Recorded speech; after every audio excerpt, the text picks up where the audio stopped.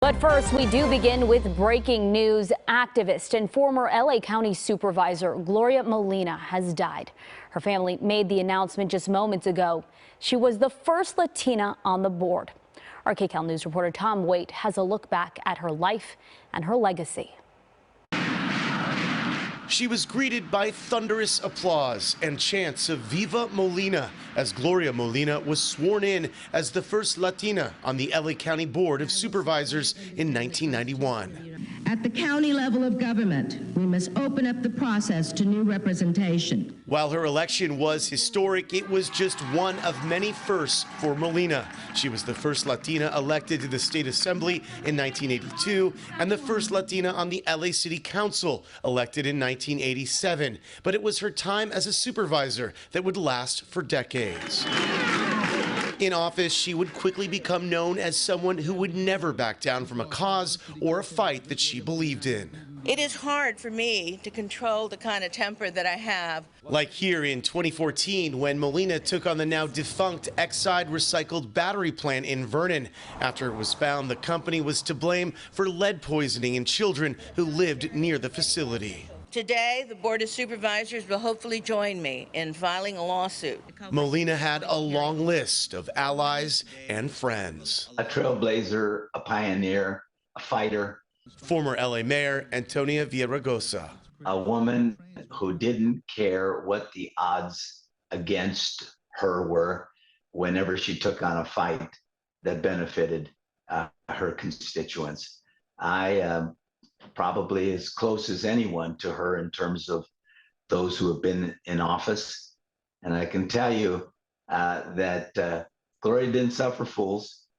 She was upset with you. She'd pull me by the ear. That was true even when I was mayor of Los Angeles.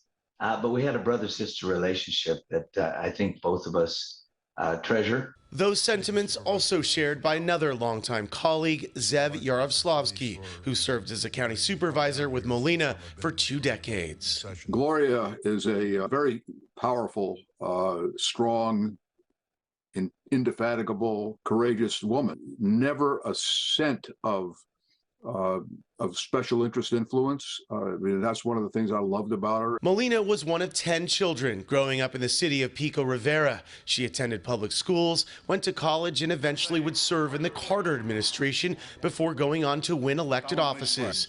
In the city and county, Molina would represent East LA and surrounding communities, giving a powerful voice to LA's growing but often marginalized Latino population. Molina's election to county supervisor came after a federal judge ruled the county board, dominated at the time by white members, discriminated against Latinos by gerrymandering the city's Latino neighborhoods to dilute their influence and power. She's always had to be put up against the odds, and people underestimate her, and she outsmarts them. LA County Supervisor Hildo Solis succeeded Molina on the Board of Supervisors when Molina retired in 2014. She won these battles, and it wasn't because of her own, how could I say, wanting to be recognized in that way. She did it on behalf of her constituents. It was always about, in Spanish we say, gente, the people. It was always about the people she represented. We spoke with Solis in Grand Park in downtown LA. It has now been renamed in Molina's honor after she fought hard for its creation, making sure developers kept their word when deals were being done to develop nearby properties downtown. The park is a space for everyone, regardless of income or status. On behalf of her residents, who she knew, and because of her own upbringing, didn't have access to be able to go to Disneyland or to Sequoia Park, National Park. Here in our own backyard, you could come and relax, and people do that all the time. Molina was also a fierce advocate for improving living conditions in her district, which included unincorporated parts of the county. She worked on bolstering county health care and public transit. She also helped to build the East Side Gold Line that runs through East LA now. There were other battles Molina was known for, like joining forces with Mothers of East Los Angeles, a group that fought hard against a proposed plan to build a prison in East LA. She was a part of the Mothers of East LA, took busloads repeatedly of the community and mothers and grandmothers up to go testify in Sacramento and to make noise, to make good trouble. But she even took on, sometimes she had to take on people in her own in our own community. And she did it though, and people learned from that, you know, she was a force to be reckoned with.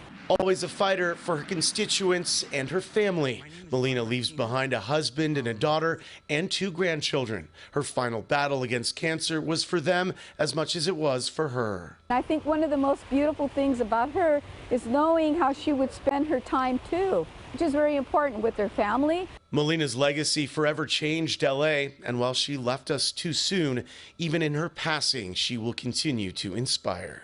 I think it's knowing that you don't be deterred. Don't just think because somebody tells you you don't come from the right side of the street or you don't have the right education background or your socioeconomic situation is so bad that there's no hope for you. She said no. She was one of those persons that just kept cracking that glass ceiling that prevents women, and especially Latinas, and especially young girls have to see that. Not just Latinas, but other people, to see the resiliency and effectiveness and how a force of nature she was. Molina's friends and colleagues say it's because of her that a new and better future is possible for so many young people who are inspired by her life.